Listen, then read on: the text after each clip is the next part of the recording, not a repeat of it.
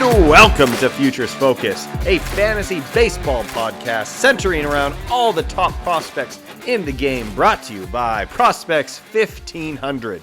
My name is Alex Sanchez, and tonight we have two special guests with us. Jeremy May is back after such a superb performance in the last episode. Jeremy, welcome back. Glad to be back. And of course, back in the flesh is Nate Eckert, my co-host. Nate, welcome back. Hey, buddy. Thank you. It's nice to be back, let me tell you. Baseball is in the air. We're on the air, and hopefully we'll see some baseballs fly through the air very soon. Yeah, I'm starting to get really excited, especially with the NFL just shoving the Chiefs and the Eagles and the Bills always down my throat here. I'm just ready to move on.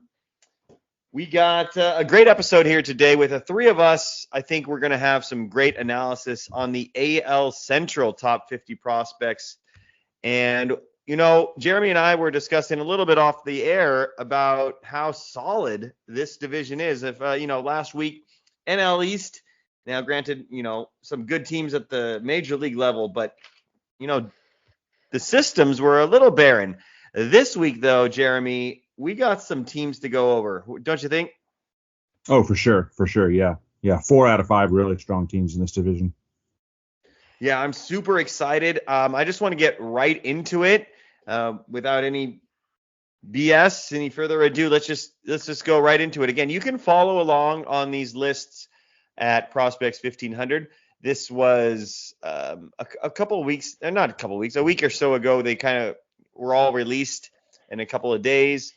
And I think that it's a fantastic team to start with here is the Chicago White Sox, a team that, has really started to go all in on the rebuild the last 2 years, and it's starting to pay off. I was a little worried at the end of 2023, start of 2024, that I didn't see much that I was really impressed with, but a trade, couple of great draft picks, and development of some of these prospects has led the White Sox to have a really, really impressive system. And that's who we're going to start off with today. So really quick, before we jump in, just a quick reminder, I have a big detailed tier explanation for Prospects 1500 in the last episode. So check that one out. But essentially we have 5 tiers here. Tier 1, all-stars. Tier 2, above average regulars. Tier 3, just average major leaguers. And 4 and 5 are the sleeper candidates and guys that just might debut at some point. So here we go. We have a Tier 1 player here with Noah Schultz leading it off at number 1. In Tier 2, another lefty, Hagen Smith, at number 2. Kyle Teel, the catcher, coming over from the Red Sox at number 3. At number 4, also coming over from the Red Sox, is Braden Montgomery. Colson Montgomery, the other one, at number 5, and Drew Thorpe for Tier 2. And we'll kind of just sort of end there. And I'll start with you, Jeremy. Noah Schultz, Hagen Smith. To me, I'm super excited about both of these guys. And I just want to know why we decided to have one in Tier 1 and one in Tier 2. And just how close was it to getting maybe both of those into the same tier at the top?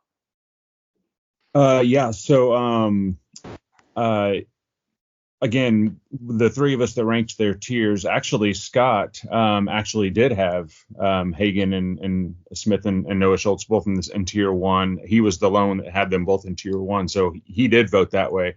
I actually had Hagen Smith a little further down on the list just because, he's a college arm and just hasn't shown anything quite yet. But two very, very, very arms with, top of the rotation potential there. So.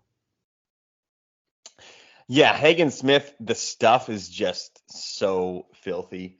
We're looking at maybe the best fastball slider combo in all of the minor leagues if things break right going forward at the left side, 6'3", 225. Noah Schultz, 6'9", 220, also coming in from the left side. Obviously, Schultz a little bit more advanced. I'm a little worried, though, about Schultz. This is, if anything, I'd probably be more likely to rank them in the same tier at tier 2 than, the other way around, just because I'm super scared of what the White Sox are doing with Schultz. They're just with kid gloves.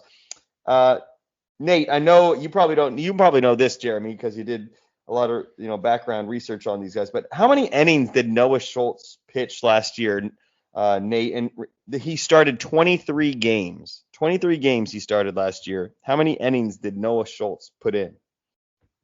Without looking, I would guess 59 innings. Yeah, pitched. well, and 23 games started though. I mean, it's 88 innings. It's so low. I mean, he was going That's 3 to 4. super low. 3 to 4 innings, essentially a start, meaning he never got to see people a third time. So of course, this, if you're telling Noah Schultz to go out there and throw as hard as he can for 3 innings, you don't think he's going to put up some disgusting stats? I don't know. I'm just a little worried. Are you worried, Nate, about him, or are you kind of, thinking maybe that is the way to handle a guy like this? No, I'm not worried about Schultz. I think he's a perfect combination between Randy Johnson and Chris Sale. He's got that 3/4. Basically, if you're a lefty hitter, you gotta watch the ball from the corner of your eye, or maybe even have to turn your head because it's going to be coming from behind you.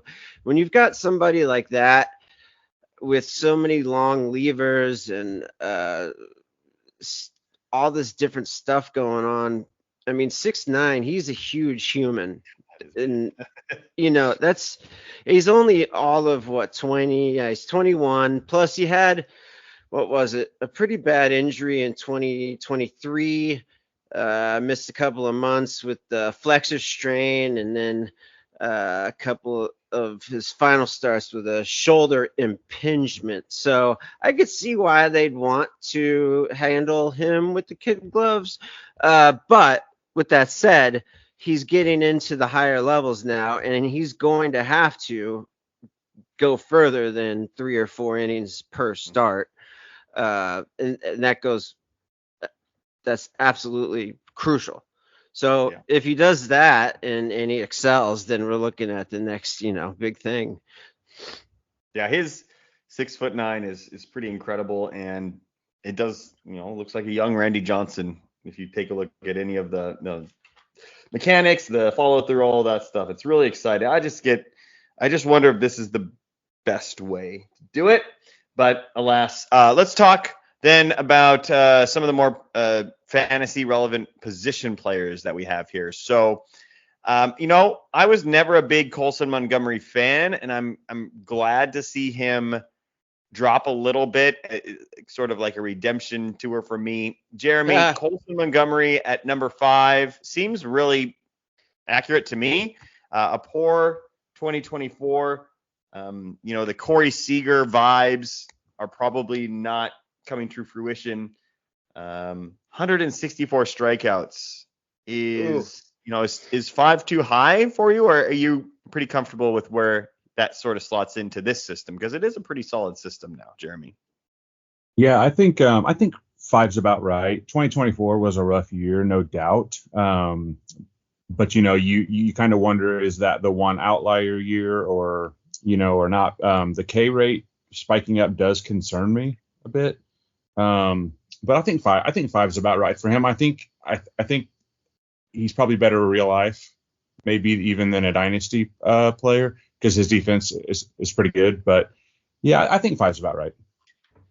Yeah, I agree. If you start to lower batting averages into the 240 range, 250 range with no speed and 20 homers, you're not looking at a great dynasty player, but somebody that could probably start for a first division type of team. Let's talk a little bit about the other Montgomery then. I am much more excited about him. I think it was a pretty decent trade for the Red Sox, getting Teal and Montgomery back. You always, and don't forget Chase Meadroth as well. Pretty good trade, but Brandon Montgomery is, to you, dynasty-wise, that's the key here. I think we would probably all agree that, it's a smart trade to get a catcher into the system. You're going to, put out Corey Lee out there who had negative WAR at a catcher, which is difficult to do. So yeah, you needed one in real life, but fantasy wise, if you're starting up, are you taking Teal or are you taking Montgomery? And I'm talking Braden Montgomery here, Jeremy. Dynasty wise, I'm taking Montgomery. The tools are just louder for me. The potential for some serious power and speed combo there is pretty nice. So I would go with Braden Montgomery. Yeah. What about you, Nate? Would you kind of do the same thing? I would now.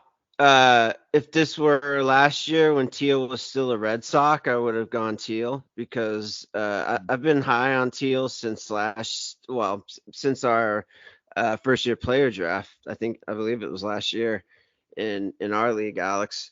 Mike Kelly, shout out to Mikey of Prospects 1500. He texted me the other day and relayed my first 5 rounds from the first year player draft last year, and Teal was part of that. But Braden Montgomery, when he had that injury last year, that hurt my soul. He was having such an incredible season. I mean, the kid, he's so dynamic. I would absolutely take him now. I liked Teal a lot more with the Red Sox, but yeah. I just, that makes sense. Yeah. You have another catcher in the system that we can kind of pair with Teal here, and that's Edgar Quero. He is probably the opening day catcher, but it's pretty clear that he won't last there long. Defensively, he's just not up to par with what Teal's going to bring, which is, again, kind of why Teal is a great real-life prospect. And then I get a little bit worried about Edgar Quero, who, by the way, comes in 7th on our list and in start of Tier 3, that he's just not going to hit well enough to play another position.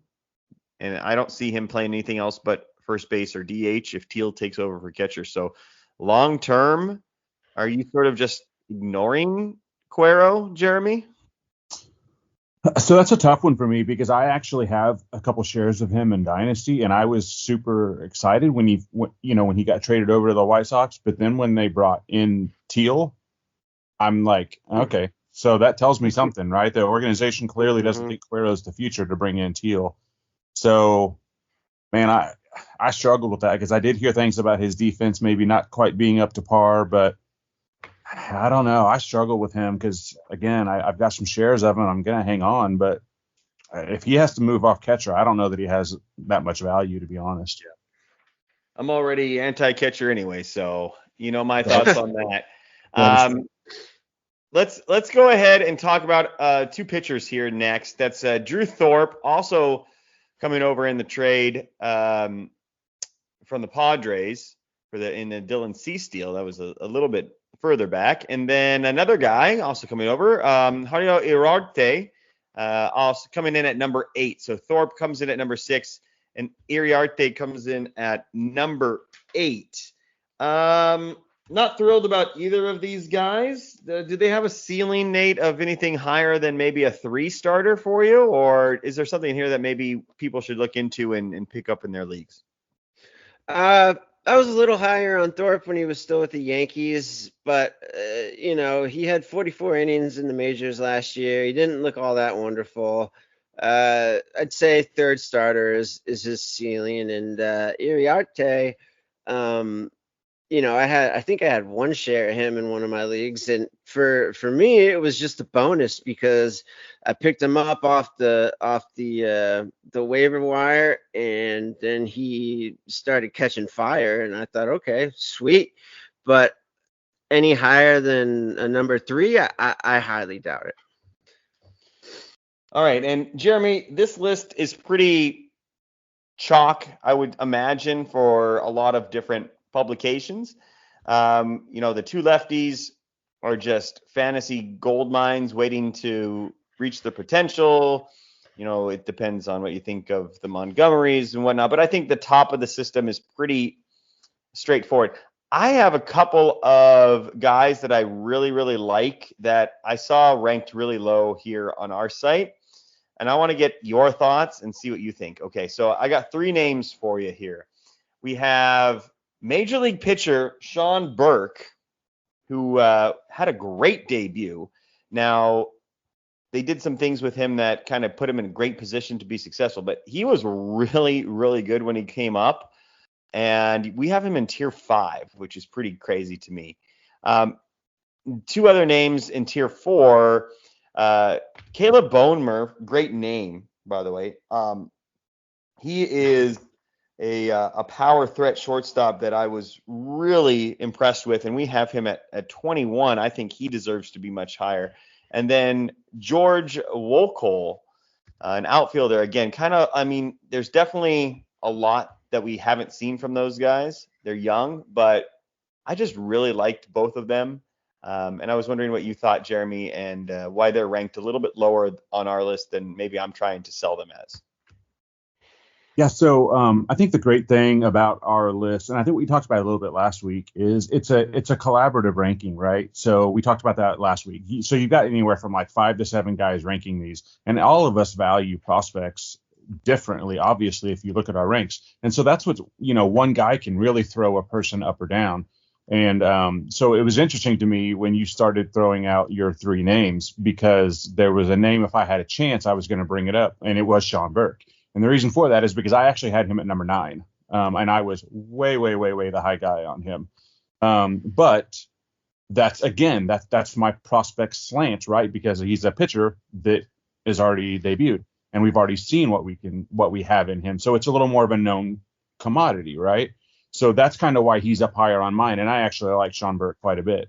The other 2 you mentioned, Bonnemer and Walco, I really do like both of those guys. I think they're will be higher than their ranking now mid-season once they get a little bit more experience and get a little more maybe fanfare, I guess you'd say.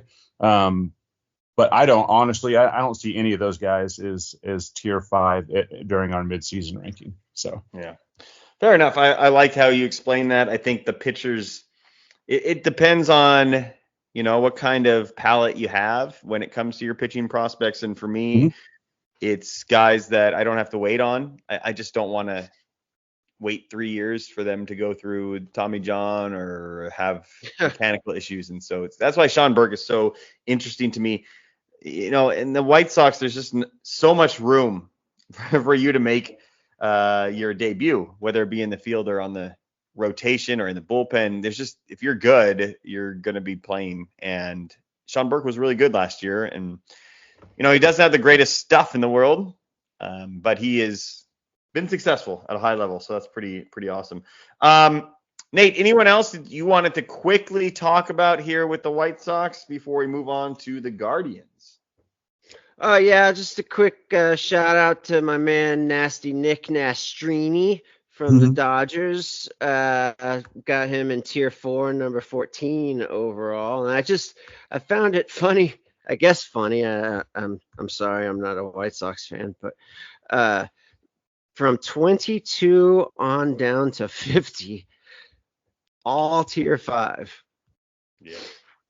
Yeah, it's much better than it's been. And the White Sox, we can't forget, in my mind, before looking kind of in the history of these prospects and how they got acquired, you thought that, they've been rebuilding for 5 years, but they really haven't. It's been kind of a 2-year all-in rebuild. And so they're in a good spot right now. Yeah, they're much better than they were last year. That's for damn sure. Yeah. And I'm sure these guys are going to get some great experience. But let's go ahead and move on to a team that is already pretty darn good and has a couple of good prospects that fantasy-wise, I'm not sure we're going to be too thrilled with. So we might be flying through this next list, and that's the Guardians. And the Guardians are kind of the anti-fantasy team, if I had to pick one, because we're going to get high contact, low power, low speed, great defensive middle infielders that are switch hitters over and over and over again.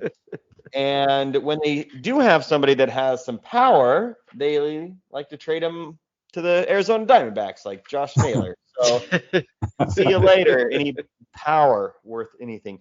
Now, with that being said, I am absolutely all in with Travis Benzana. I think that he is going to be not a superstar. It looks like this last draft class isn't going to have, the next Juan Soto or anybody in it. But I do think that he's going to be one of the best players in this draft class. He's going to be an all-star multiple times. Is he going to be MVP levels? I really don't think so. But for fantasy, at second base, I think he's going to provide a lot of value. Benzana, I think we could probably all agree is at a tier 1. I'm just interested really quickly where you guys might slot him in on your overall prospect ranks. So Nate, on your top 100, where do you think Benzana is going to fall for you?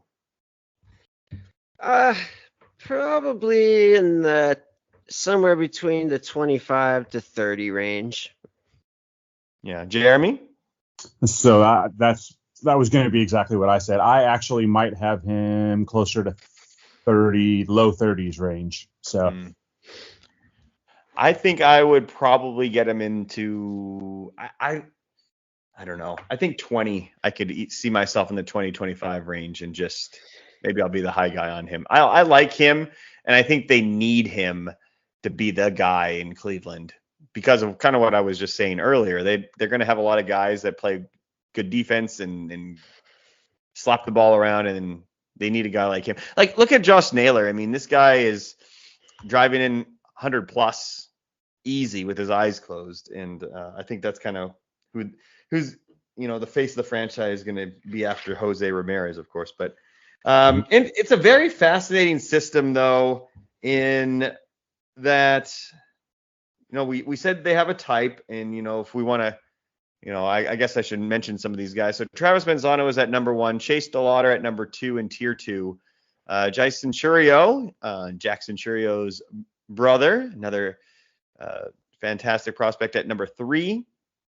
Angel Angel Janau, I think is how you pronounce it. Jeremy, can you help me out on that one? Sound good? Yeah, Gino is how I've said it. So no, yeah, you're close enough. There's that prototype we talked about.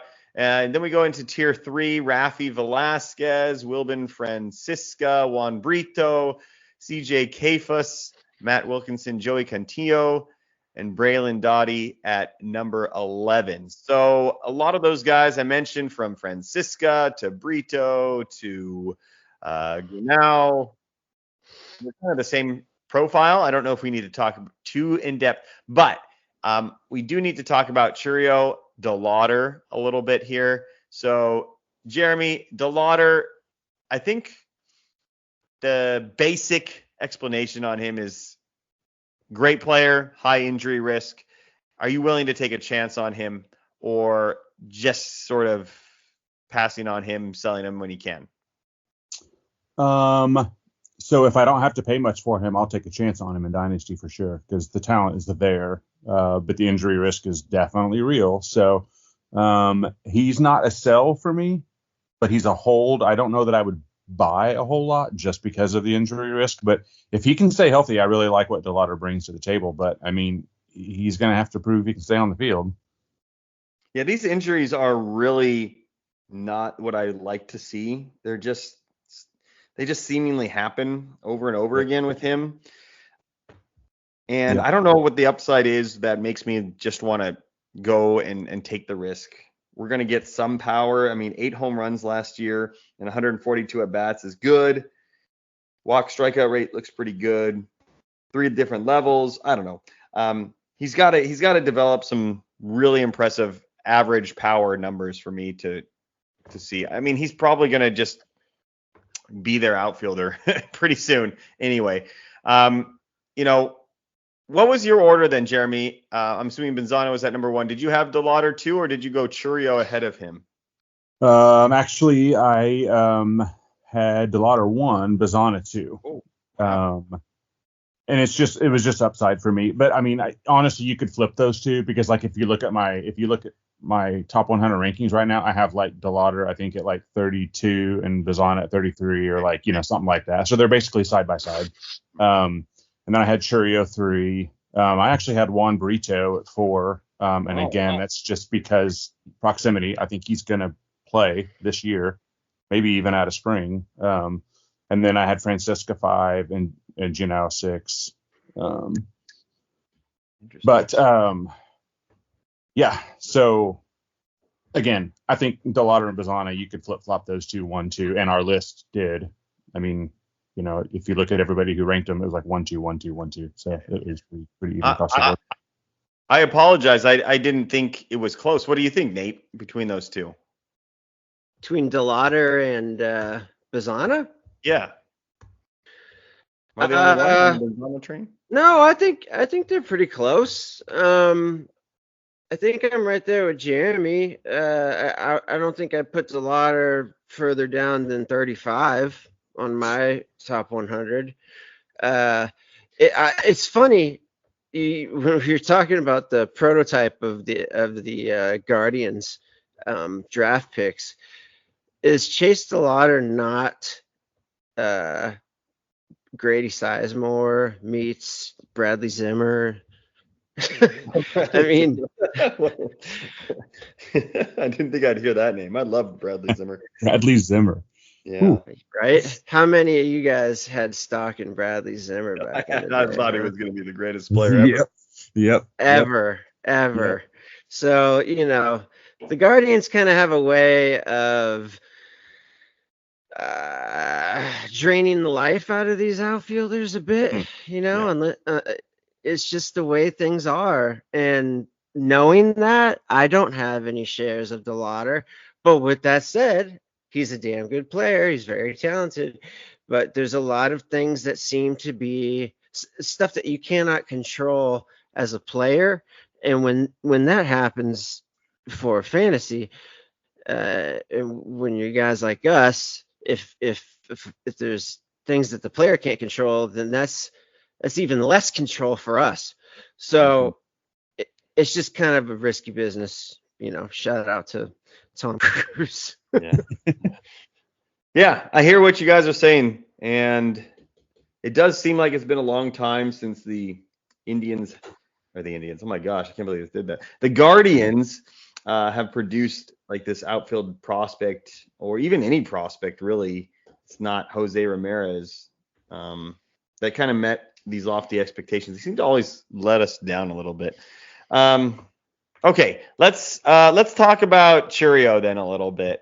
So to me, they are really close. So we have the Acuna brothers, and to me, those are not close. One is much different than the other. But not to say that Luis Angel is a bad player. I just think you're getting, you know, it's a speed first, power very, very second. They're different. And but with Chourio, with Jason Chourio and Jackson Chourio, you're getting really close in terms of the skill set, with just maybe a little bit more power for his for the elder brother Jackson Chourio. But I mean, this guy is pretty close with the tools. They're loud. He walked more than he struck out, which I just absolutely love to see. I'm all about maybe even taking a chance on this guy, because if the power ticks up without the injury risk, with the age, with the pedigree, there's a lot here to like that maybe I'd take him over DeLauder. So I guess if you're putting DeLauder that high, I'm going to have Chourio inside my top 50 when it's all said and done. What do you think, Jeremy? Agree.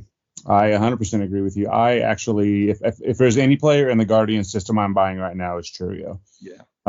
I would, and I'll probably get laughed at for this, but I'll take it. I would say Hit Tool is better than his brother. The power is below. I will give you that. But I don't remember where. I'd love to give a shout out, but I do not remember who. I saw a picture on somebody on Twitter the other day of Chourio, and dude has blown up all of a sudden. He looked jacked. So that was extremely exciting to me, because man, if the power ticks up, he's not going to be his brother, I don't think. But there's a shot that he's 75% of them, and if that is, man, I'll take that all day long. I love Chourio. You talk about ranking, I would put him. So if I've got Bazana and DeLauder around like the low 30s, Chourio's 45, 50. So he's super close. Yeah. He's a buy right now, I think. 100%. 100%. You can get him for probably cheaper than what he actually is worth right now. Mm-hmm. Nate, I know Mm-hmm. I like to put you on the spot like this. Okay, so he struck out 69 times last year. Nice. And how many walks did he have? 85. Yeah, nice. 86 walks. 86 walks, 69 strikeouts as a 19-year-old in low Switch end. hitter.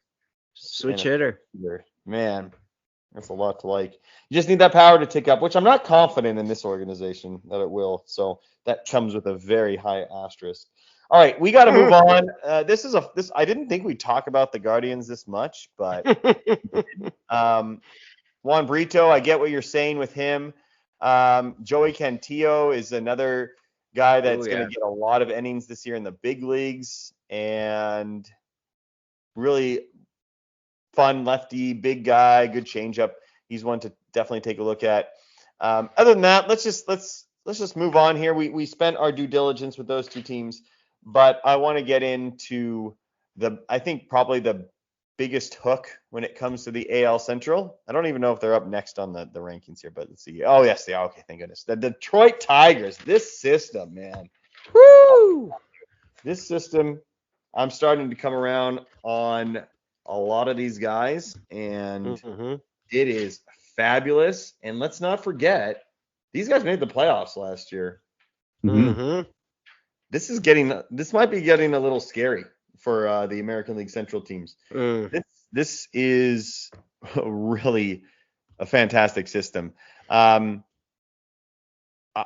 Jeremy, we had two guys in there. I feel like I'm saying this just to say it, but I think we should have three. What do you think? In tier one? Tier one. So you're arguing that McGonigal should be tier one? Yeah, I think I might be. I think I'm getting all in on this guy. Yeah, so it was close for me. I'm not gonna lie, it really was close. If you wanted to put him tier one, I wouldn't fight you hard on that.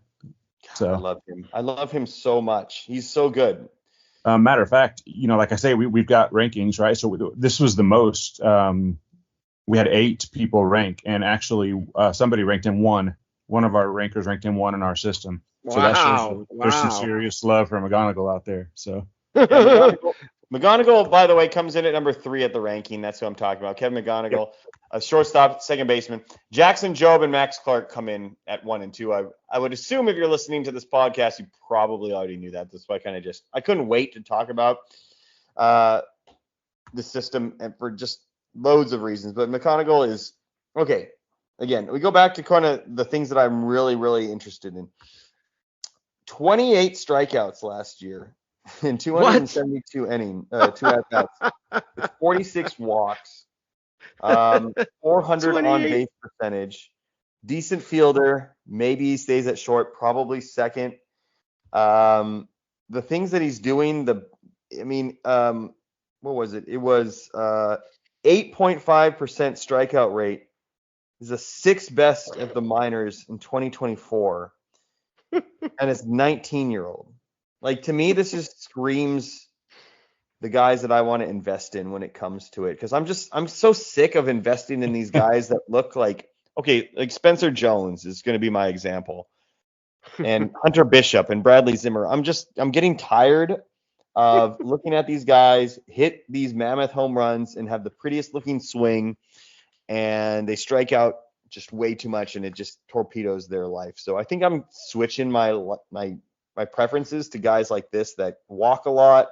That Nate, maybe this is kind of your thing too, where 5 home runs, who cares, right? Everybody can hit 15, 20 home runs, especially if you're a 65, 70 grade hitter. You can run into 20 home runs. No problem. I think, actually, Nate, that kind of leads me into your guy next, Max Clark. Yeah, kind of baby. The same idea, right? A little bit more strikeouts. The walk's not as high, but, contact skills, the power is kind of the last thing there, but everything else. I get a little Pete Crow Armstrong vibes with Max Clark, so talk me off the edge with him. I like Clark more than PCA. just Hope so. because, yeah, just because I feel like his hit tool is so natural. He just looks so at ease in the box. 6 foot 205. By the time he hits the bigs, he'll be 6 foot 215, pure muscle. And as I say, probably every show we've ever done, the power will come, especially like you just said, if you're a 60 grade hitter, you're running into at least 15, 20, no problem. And, this kid is going to be one of those players who, in my opinion, is just going to turn the corner, and the next thing you know, he'll be the number one prospect in baseball. That's what he's just going to hit a switch, a lot like Bobby Witt Jr. And he's just going to take off from there, because it's almost as if he's been preparing for this his entire life. I know all the kids do, but with Clark, it just feels a lot more real. And that's because of his at bats. Just watching him hit is it's an exquisite type of batting practice. He's so comfortable in the box, and you could see him taking more chances like last year. That's probably why his strikeout rate was a little bit higher, but I'm not upset with that. He's trying to tap into that power because he's 20 years old, and he's immortal like we all were when we were 20. So he wants to take his shot when he can. But again, the power is going to come no matter what, and he can fly. My God, he can fly. I'm getting more and more on board with that idea that these strikeouts are just torpedoing these prospects nowadays. And I want guys that, even if they're going to hit 15 home runs in their prime, but they're playing in the big leagues, that does a lot better than Hunter Bishop, who I was all in on, Bradley Zimmer, Hunter Bishop, and then they're not even in the big leagues. Whereas, Martin Prado is in there for 15 years doing what he needs to do. Okay, Jeremy, let's play a little game here. First of all, before we do this, let me see if this is going to work. Who did you have at number 1 for the Tigers? I had Max Clark. Max Clark. Okay. Well, this game's not going to work as well then. But maybe I'm too high on this system. But Jackson Jobe, I'm just interested on Dynasty, who you're going to take ahead of Jackson Jobe. So we'll play this game just to see how high you are on him. Let's do it. Okay. So if I come up to you and I say Ryan Pepiot or Jackson Jobe, who you taking? Jobe. Okay, good. What about Jared Jones? Whew. Too high. Oh, man, that's tough. I think I'd still go Jobe. Wow. Okay. What about you, Nate? I'm interested in that. Jobe. I love really? Jobe. Over Jones? Yeah, I love Jones. I love Jones. Give me Jared. Yeah, but fair. That was turns out to be pretty hard for you guys. I thought that was pretty clear, Jared Jones. Okay, well then, Yuri Perez or Jackson Jobe. That one's, you have to think about that one too, huh, Jeremy? That's harder. Harder. Oh man. I'm gonna go Jobe just because of the injury risk with Yuri. So how about that? Oh gosh, you okay? So fair enough. You guys are higher on Jobe than I am. I thought I was going to dare and go the other way. I love Jackson Jobe. I do too. Perez. Okay. All right. Well, let's see this one. How about Spencer Schwellenbach or Jackson Jobe? Don't be crazy. Don't be crazy, Jeremy. I push. Push. Oh my God. I'm gonna vote present. Okay, on that one. Come on, Schwelly. I'll go Schwellenbach. Okay, thank you. Yeah, I think I will. But it's awful darn close. I would be thrilled if I was having to make that decision in Dynasty. Let's put it that way. Nate? Yeah. That's why I'm back into reality here. Jobe. Oh my God. You haven't seen Schwelly pitch then live, I'm gonna say. Nate's just got more guts than me because I really Yeah. wanted to do that. Swelly's got I- 9 pitches. He's got like I 9 think- plus pitches. It's insane. I- Okay, fair enough. Let me see how crazy I can get Nate to go then. Okay. What about? See, there's nobody else that's really that young. I mean, I can go Paul Skeens, but I don't think. That's not Nah. close. Nah. You're not gonna get Skeens all day. There's really no one else that's that young that I mentioned. I guess I'd have to say names like Spencer Strider or Jackson Jobe.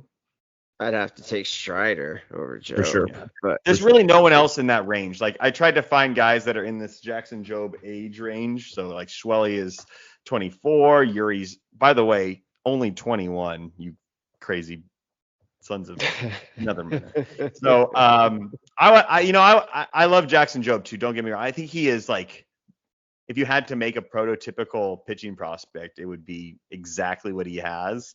And just the opportunity path to the big leagues, the team's going to be competitive. It's a fantastic. I don't know how they hit homers in that ballpark, by the way, in Detroit. It right. seems like Right. 450 out to every Yep. side of it. Exactly. Out. And But, think about it this way too, Alex. You know, Skubal just won the Cy Young, and Oh, you know the Tigers, before they became this system we're looking at today with Jace Young, Bryce Rainier, Tehran, Lorenzo, etc., they were known basically just for their pitching and playing up all their pitchers. So when you get an arm like Job, who went number 3 overall in the 2021 draft, I mean, and you get him in that system. And I've always thought that the Tigers have one of the top pitching pitching development systems in baseball. Yeah, I do. And I could name a lot of failed ones though. sure, but I mean, yeah, you're right. Manning is still I love struggling. I know, me too. But my point is this: he's not Manning. Jackson Jobe is not Matt Manning. No, I agree. And I think he's just going to be phenomenal. Yeah, he's fantastic.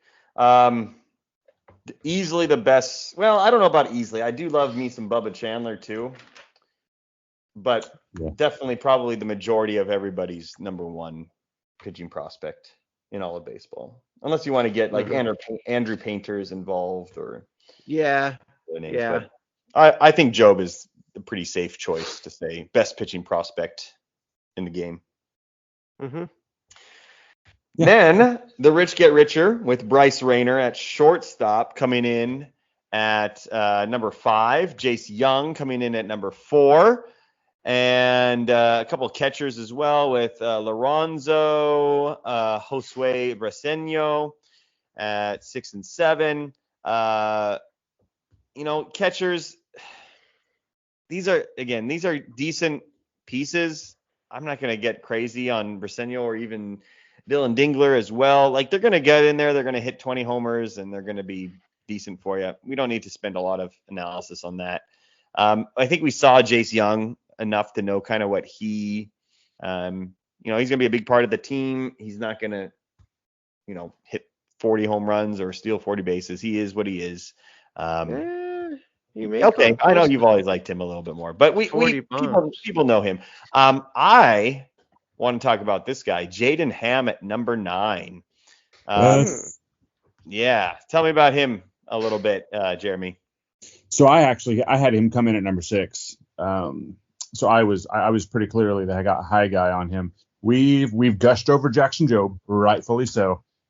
Jaden Ham is I like him a lot. I think he is one that probably is flying under the radar more in dynasty conversations than he needs to. I really like him a lot, and he's one that I'm trying to buy everywhere I can right now. Very, very, very impressed with him. Yeah, I think you can get him in a lot of dynasty leagues right now, and you're gonna really like what he has because the things he's doing. Granted he's older for the levels that he's been at, and he's still far away. We probably won't see him until 2026, best case scenario. But man, this is a guy, as we were saying in our write-up here, barely on the top 50 last year, now all the way up to number 9. It's quite a jump. Ty Madden coming in at number 10, Trey Sweeney at number 11. Not the most exciting names there fantasy-wise. I think Ty Madden is, your 4th starter. Trey Sweeney is a guy that you'd want to have on your team in the big leagues, but fantasy-wise, not going to do much for you. Other than that, Sawyer, Gibson, Long, don't forget about him coming off of an injury. We've seen him be really good. Brant Herter at number 20 made his debut, was fantastic as a lefty, but he's probably more of a swingman, spot starter type of guy. But man, that top is loaded and just fun to talk about. So Nate, I'll give you the chance, one more chance, I guess. You probably have many more than that, to tell me why Jace Young is not just another above average second baseman. What's so great about Jace? The power profile. And the fact that he's been competing against his all-world brother his entire life. In my opinion, the younger brothers are going to be better than the older brothers about 80% of the time because of the fact that they have been playing against their older brother. And in Josh Young's case, I mean, what team growing up did Josh Young not make? I mean, he was first pick in literally anything his entire life, and here comes little Jace. He was probably a little bit chubby back in the day, he trying so hard to beat his older brother, who's basically Captain America. I mean, let's face it, he doesn't play the field anywhere close as well as his brother does, but in my opinion, he's got better in-game power than his brother because of that big lefty swing. He'll hit 30 a year. I could guarantee it. So long as he gets the at-bats, he's hitting 30 home runs a year. And I'd say at his peak, he'll hit 270, 275, but he'll probably like live around 240, 245. Not going to run a whole lot, but he's going to be a power bat at second that, just doesn't really happen a whole lot anymore. So, and his biggest thing, Nate, I'm just going to kind of interrupt you there. I apologize, but fantasy wise, not going to hurt you, but in real life, he's got a 30 grade fielding right now from Baseball America. Yeah, but anybody can play first. 30. I think I have a higher fielding grade than that. That's all bad. Do. Yeah, we all. Dude, that's so bad. And if he can't play first with why that. not? I guess he could, but they got a lot of first basemen in Detroit. I don't know. Interesting. I see what you're saying. He's just got the defense is so bad. And in this day and age, I think defense has. I mean, look at JD Davis. He took a half of a step back last year, but his defense is so horrible that it's, he's now a minor league free agent essentially. It's just, that's kind of what we're looking at with these guys with the defense. Runs are at a premium nowadays. So I don't know, whatever. Let's move on to the Royals. Let's see what we can talk about there, because that system is probably the opposite of the Detroit Tigers in that there is not a lot here to get very excited about, although we do have a tier 1 player in Jack Caglione, a fun name to always say, a little Caglione, eh? And then we have only one player in tier 2. That's pretty crazy. I don't know how often I've ever seen that in our site's history. That's Blake Mitchell at 20. No, I think that's a little harsh. I think I could easily see Carter. I think I like Carter Jensen better than Blake Mitchell, to be honest. So. Oh, thank you. Oh. Yeah, and I know Nate likes Gavin Cross enough to put him in tier 2. So, I do. man, were you sending a message here, Jeremy, with only one in tier two? What are we saying here about the system? So, yeah, I think there was a message sent there, and it was really interesting looking at our three rankers because I actually had no tier ones. I had Caglianone in tier two, but the other two guys had them in tier one. Greg, one of our other rankers, did not have a tier two at all. He went from one straight to three.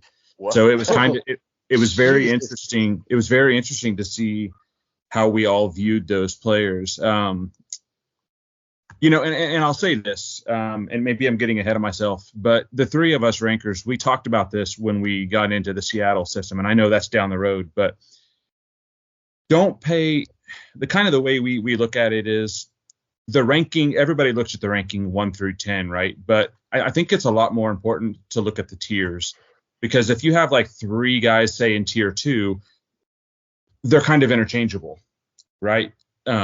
So Yeah.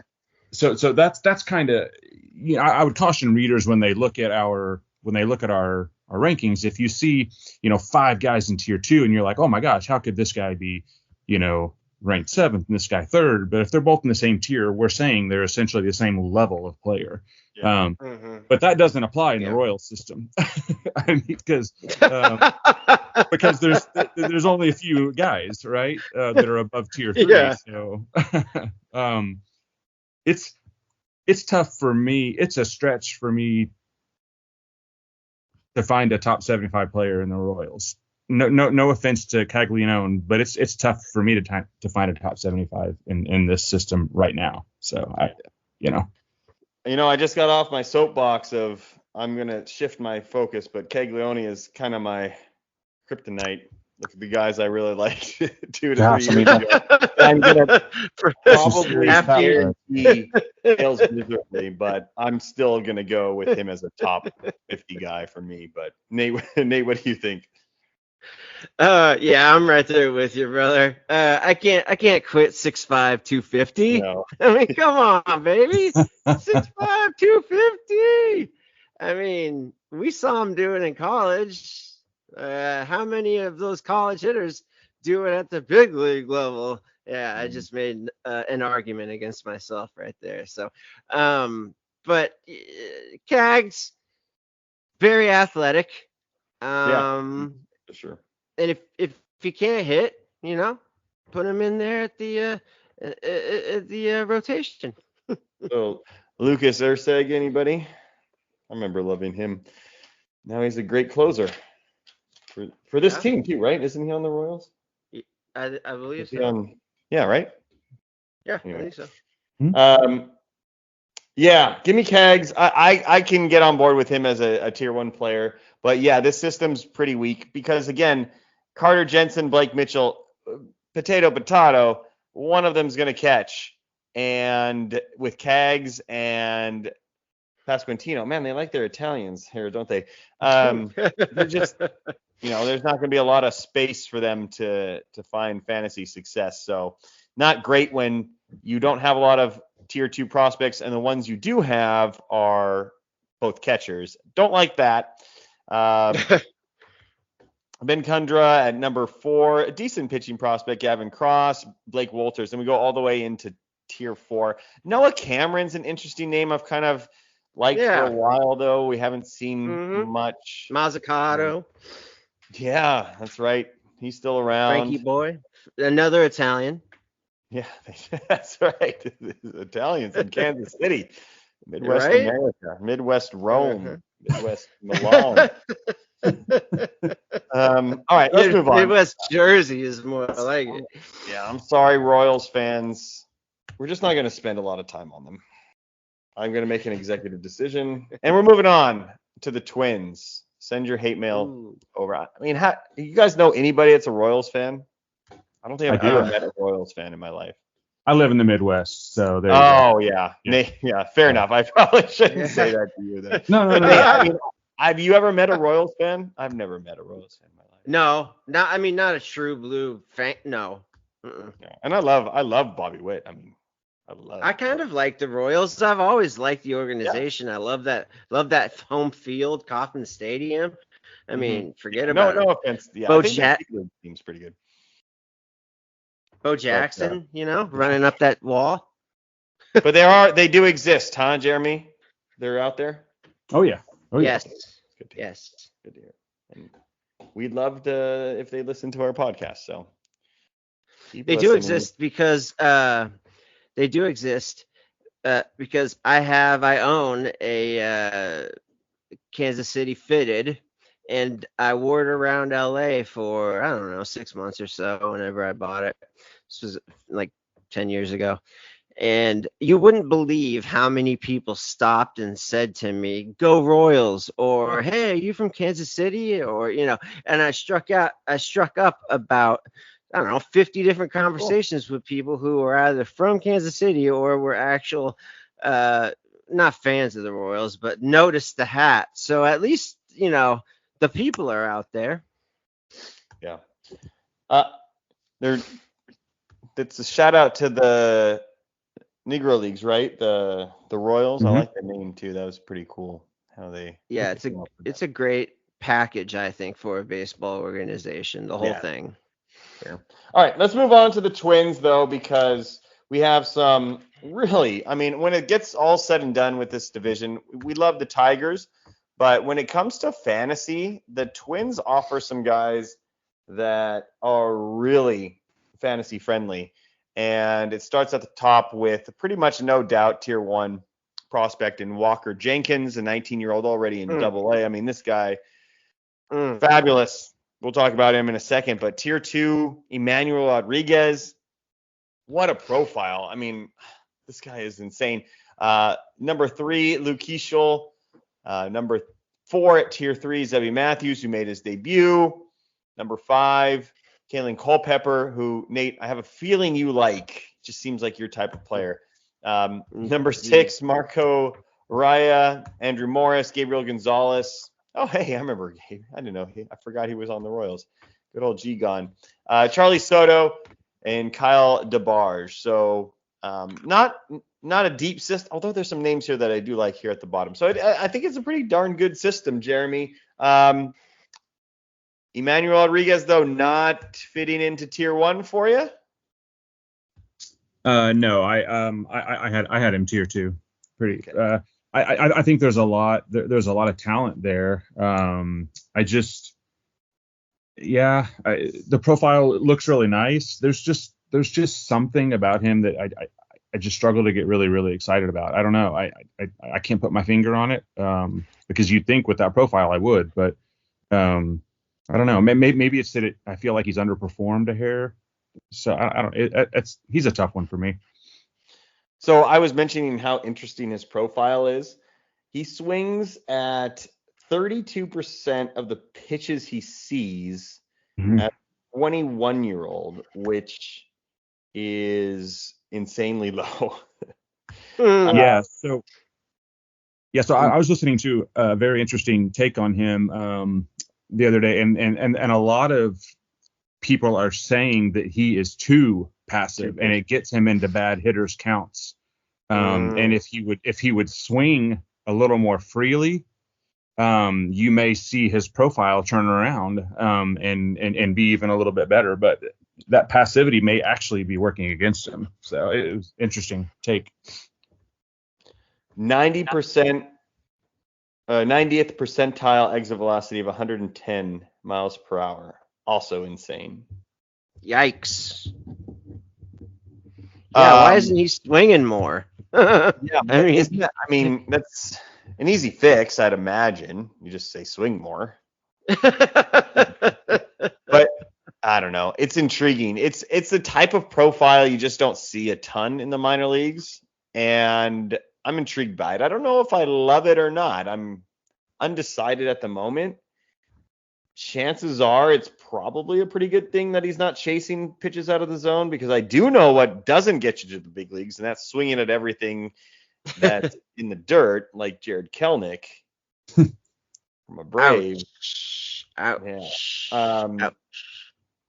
So if we can do the reverse of that, that seems like it might work. But I get it. So he's a polarizing prospect. I think either you think that this is a great thing and he should be in the tier 1 above Walker Jenkins, maybe even, or that this doesn't quite match up, like you're saying, Jeremy. You can't put your finger on it, and maybe he is not worth betting on because he has been around for a long time.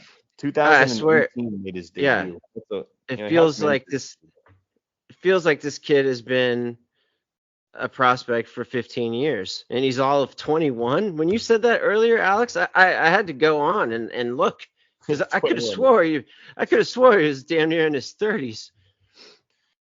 Yeah, only 157 at bats last year too. Kind of just there's a lot of weird things with this guy. But man, let's talk about Walker Jenkins just really quickly.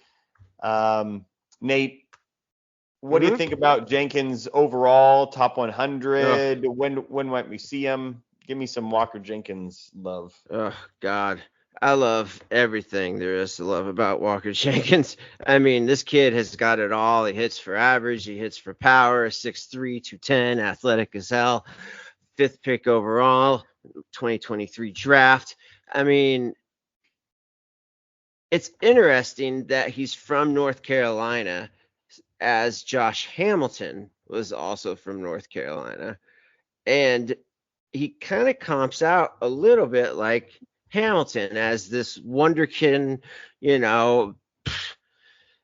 all-American masher from the left side. And thus far, as a pro, he's done absolutely nothing to deter from that profile. I mean, he went all the way to AA last year as a, what, was he 18 last year? I know he's 19 now, but whatever. I mean, he's still a teen. He is in AA.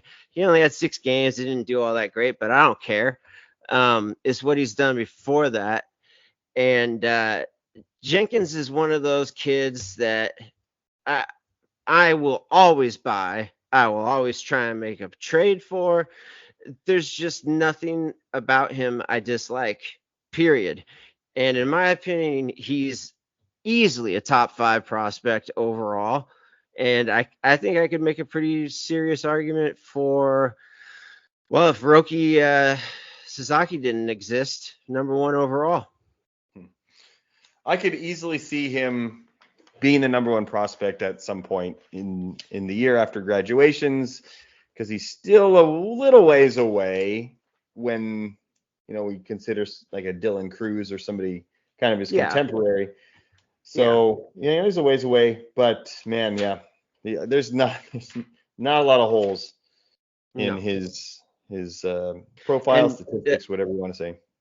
Just one more thing, Alex. I remember when I was scoping out the draft and I wanted to see the difference between Jenkins and Clark, because they were the 2 big names out of high school.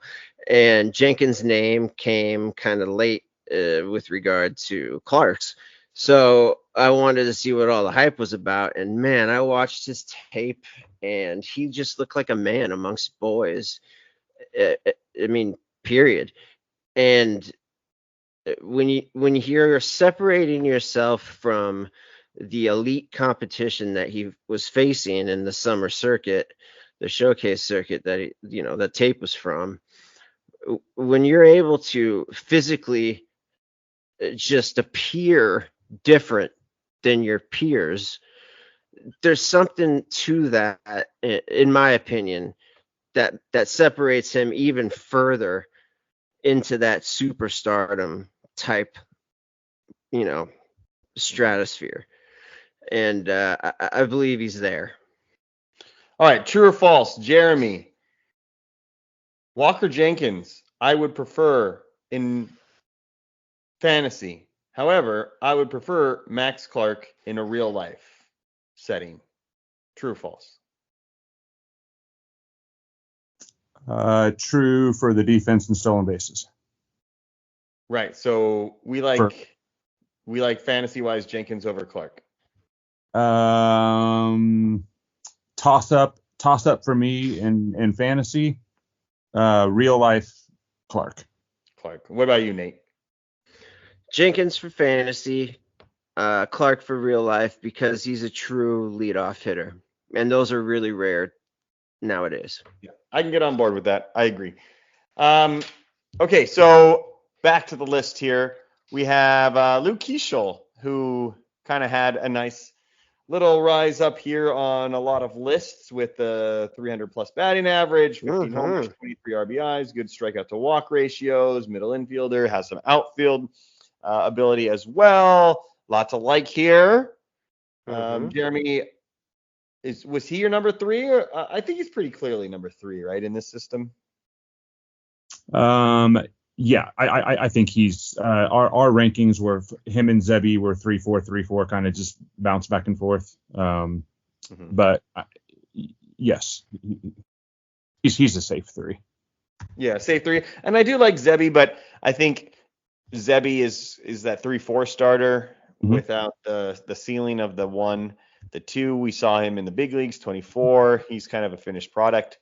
Kalen Culpepper, Nate, again, like I was saying, this is a guy that I think appeals to you with a pretty good hit tool, a little bit less on the power, but some good run on the infield. He's an interesting guy, but he is a ways away as well. Here's one guy, though. I have a name for you because we're kind of running out of time. So I'm starting to really like this guy. He's my Brady House light for the Minnesota Twins, and we have him all the way down at number 12 in Tier 4, Brandon Winokur. This guy is an impressive specimen, 6'5", 210 out of Huntington Beach. Nate, let's go. Hey now. Yeah, good old Surf City. And I'm starting to really fall in love with what could be here. And again, this has gotten me in trouble in the past with some of these, the hit tools low. But man, for basically nothing, as we have him at number 12, if he can develop, he has power, he's got speed, and he's a shortstop. So, Jeremy, am I crazy? No, I don't think you're crazy because, like you said, if he can even get to an average hit tool, there's a stud there. Because I mean, he's got 2 potentially 70 grade tools in his hit and his power and his run.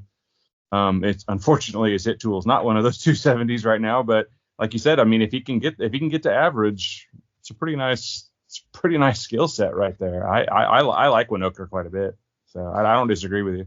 Yeah, 19 years old. 14 homers, 23 stolen bases in low A, and 250 batting average, Again, the problem is just like, how do we fix a hit tool? you know? It's like the power, I can say, okay, launch angle, you go and you talk to JD Martinez or what have you, and Justin Turner or Max Muncy, and boom, we have power. I can't make you run faster, so that's nice that it's already a pretty darn good tool. But the hit tool, I just don't know how to make you make contact when you don't. So yeah, I guess you could only hope that it's like an adjustment type thing, like he's swinging at pitches that are outside the strike zone, or maybe his swing is a little too long, something like that. Other than that, though, I'm right there with you, Alex. It's good luck. Yeah. I mean, you figure it's 6. No, you figure at 6'6", there's going to be some swing and miss, right? Because of how long those arms are. So it's just, I love big bodied guys that can just blast a ball, but it usually comes with a pretty significant hole in their swing. And I'm just not sure that Winokur is ever going to. I don't know if that hit tool is really ever going to come around just because of those long arms. That's just a lot to get moving and get coordinated. So yeah. Luckily though, like, you don't have to progress far, right? We just need him to stay around the 250 range, and then now he's a 30-30 player at the shortstop. He's probably a third baseman, but that's nice. Imagine a 30-30 third baseman. Wow. I mean, it's worth a corner. Yeah. I mean, even a corner outfielder that hits 240 and goes 30-25, I'd take that all day long. Yeah. O'Neal Cruz type of player, good comp. Interesting. Yeah. Mhm. Love it. All right. We'll go ahead and wrap it up there. I know we probably have a few more Twins to talk about, but this is kind of where I like to wrap up our podcast. So if we missed anybody, I think we gave you enough names from the high end to the middle to the low end that you can go out, see if you can acquire, and maybe even just pick up. I mean, I picked up Winokur and Jaden Ham in my Dynasty League with 15 teams. So go out and check those names, see if they're out there, and you might have the next guy that's helping you out that you got for free. That's the way to do it, right, Nate? Yeah, it sure is. That's how you win championships. Oh yeah.